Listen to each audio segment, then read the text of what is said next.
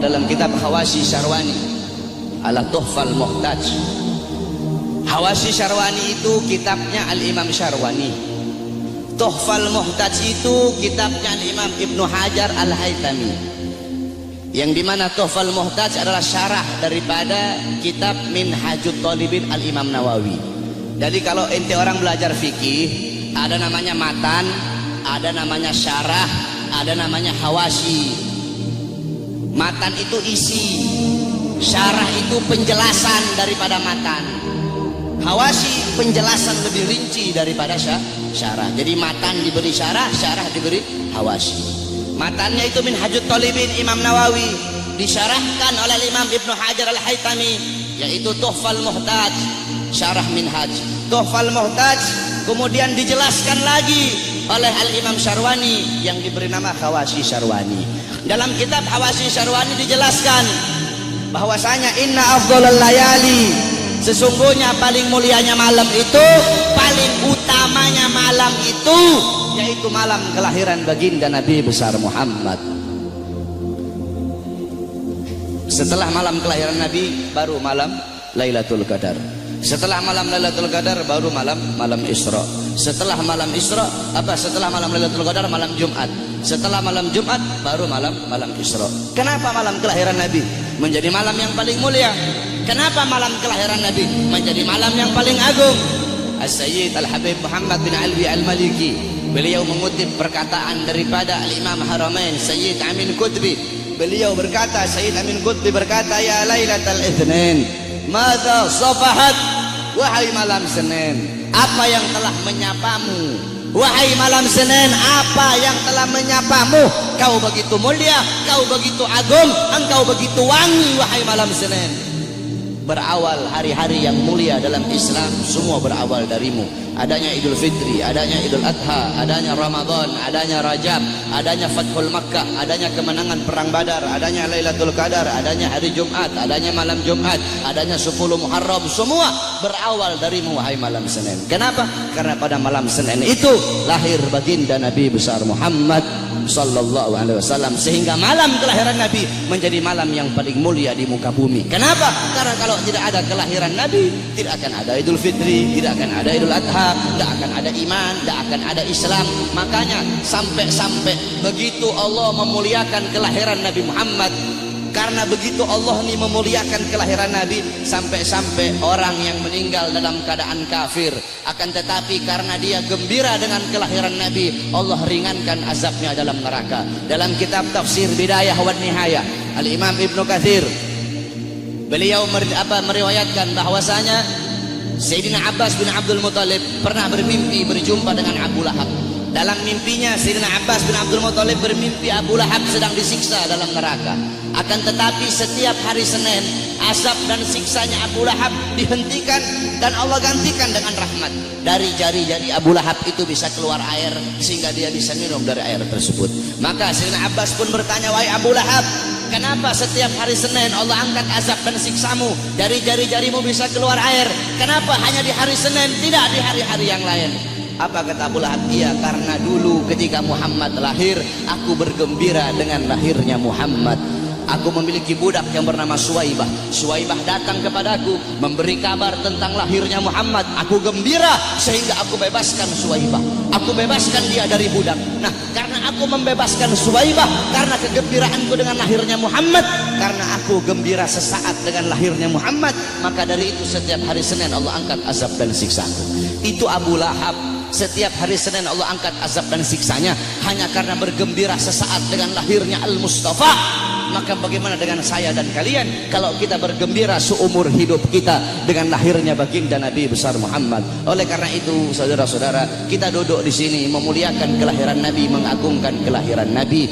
Ini suatu perbuatan yang mulia. Tetapi banyak juga golongan-golongan di luar sana, banyak golongan-golongan yang mulut kotornya berani mengatakan bahwasanya orang-orang yang duduk di maulid itu mereka telah berbuat dosa besar. Maulid itu adalah bid'ah dolalah, maulid itu bid'ah yang sesat, maulid itu sumber kesyirikan, maulid itu sumber kekafiran.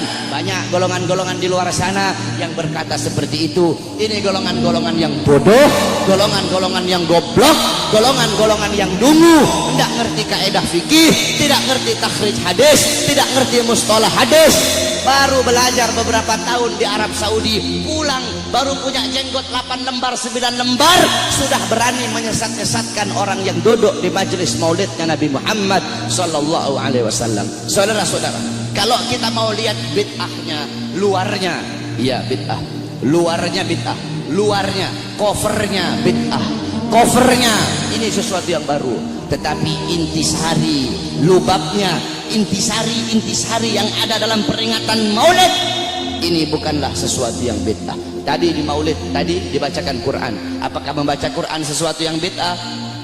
Kau duduk di sini, kita saling makan sama-sama. Nanti selesai acara makan bareng-bareng. Dalam kitab dijelaskan, Nabi Allah Ibrahim menjadi Khalilullah. Nabi Ibrahim itu jadi kekasih Allah karena 3 sebab. Pertama, Nabi Ibrahim lebih memilih perintah Allah daripada perintah selain Allah. Yang kedua, Nabi Ibrahim tidak pernah makan sendiri. Nabi Ibrahim itu kalau makan pasti bareng-bareng, pasti sama-sama. Kalau beliau cuma sendiri, beliau rela jalan kaki berkilo-kilo hanya untuk cari teman untuk makan sama-sama. Kita duduk di sini mengikuti sunnah Nabi Allah Ibrahim. Nabi Muhammad juga makannya selalu bersama-sama. Apakah ini sesuatu yang bid'ah? Tidak. Kita duduk di sini saling menyebarkan salam. Apakah menyebarkan salam sesuatu yang bid'ah? Nabi Muhammad berkata, "Afsus salam," sebarkan salam. Kita duduk di sini saling memberi makan. Nabi Muhammad bilang, "Wa'atimut ta'am," berilah makan. Kita duduk di sini menyambung tali silaturahmi. Kata Nabi Muhammad, "Wasilul arham," sambunglah tali persaudaraan. Kita duduk di sini mengenang Nabi Muhammad, menyebut-nyebut nama Rasulullah sallallahu alaihi wasallam. Bukankah dalam hadis riwayat Ad-Dailami dalam kitab musnad beliau, yaitu kitab yang bernama Al-Firdaus, qala Rasul, dzikrul anbiya minal ibadah, mengingat para nabi, mengingat para rasul itu adalah ibadah.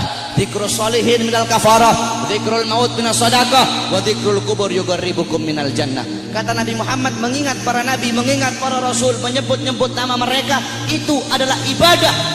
Kita duduk di sini menyebut Nabi Muhammad, mengingat Nabi Muhammad, mengenang Nabi Muhammad, membaca sirah beliau, tarikh beliau agar bisa mengambil iktibar, mengambil pelajaran dari kisah hidup beliau.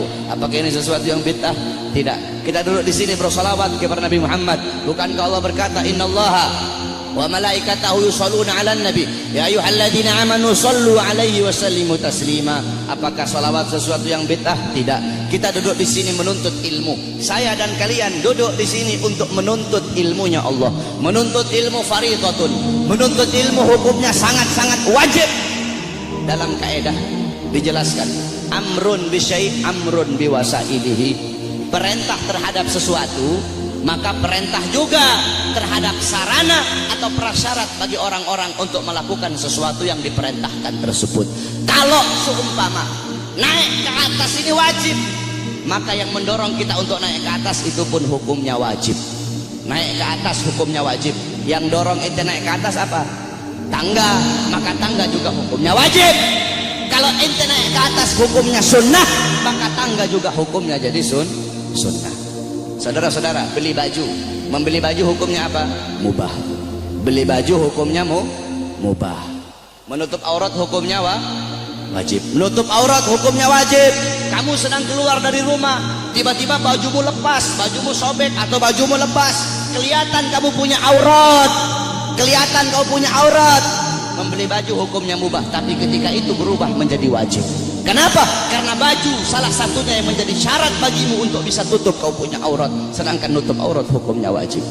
Bersiwak hukumnya apa? Sunnah. Bikin kantong baju hukumnya apa? Bikin kantong baju hukumnya mubah. Bersiwak hukumnya sunnah. Bikin kantong baju hukumnya mubah. Kamu mau keluar rumah, kantong apa? Bajumu tidak punya kantong. Bajumu tidak punya kantong. Kalau tidak ada kantong tidak bisa kamu bawa. Kamu punya siwak. Sedangkan bersiwak hukumnya sunnah. Bikin kantong baju hukumnya mubah.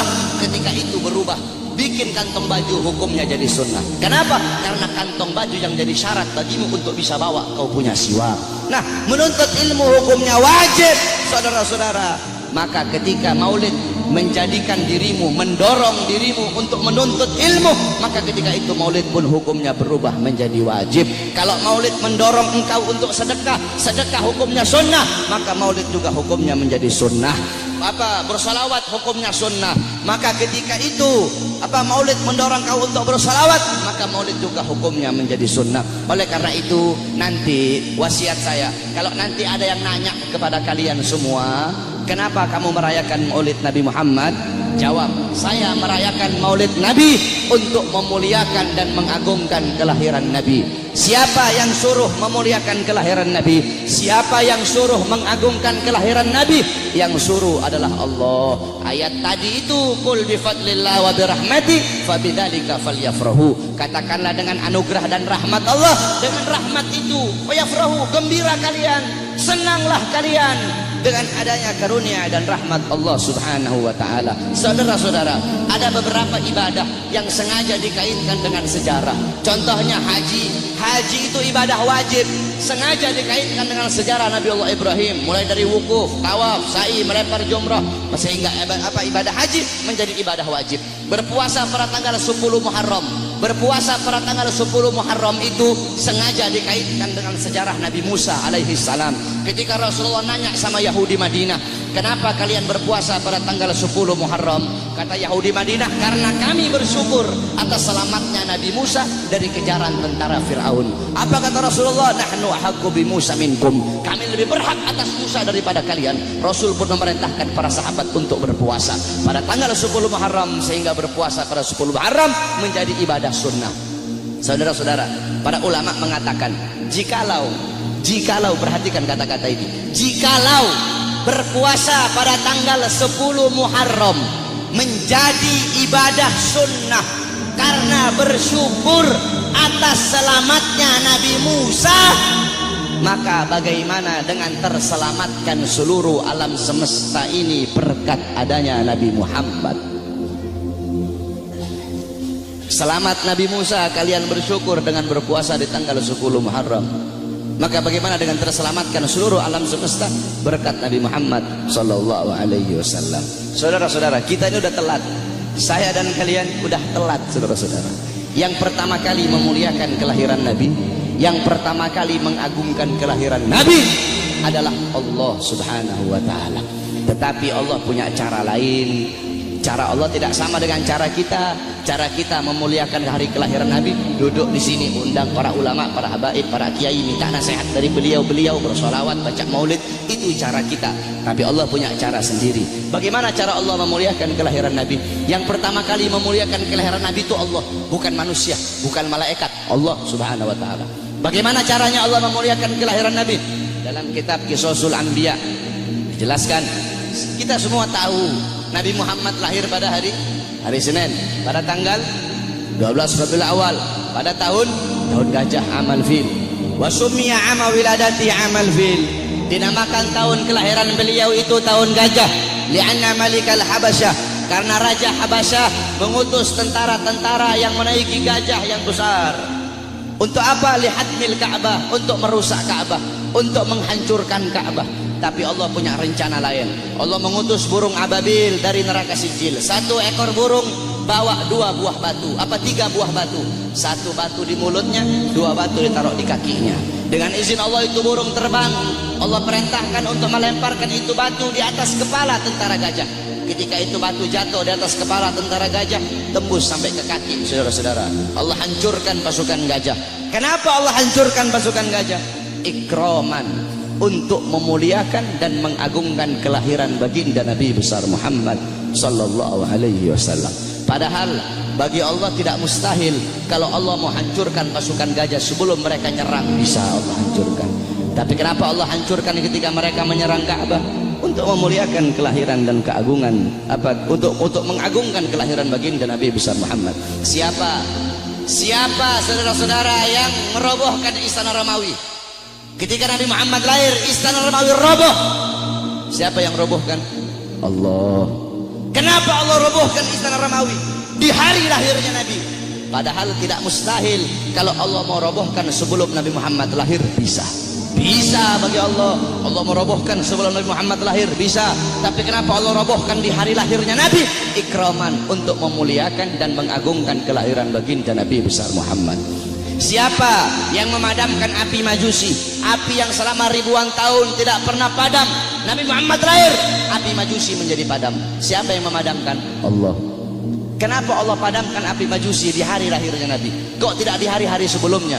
Padahal tidak mustahil bagi Allah untuk memadamkan api Majusi sebelum Nabi Muhammad lahir, bisa.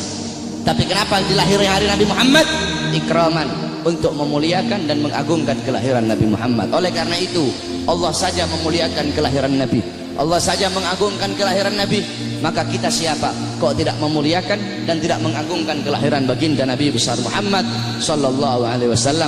Oleh karena itu saudara-saudara, cintai beliau, jadikan beliau sebagai teladanmu, jadikan beliau sebagai pedomanmu, jadikan beliau sebagai idolamu.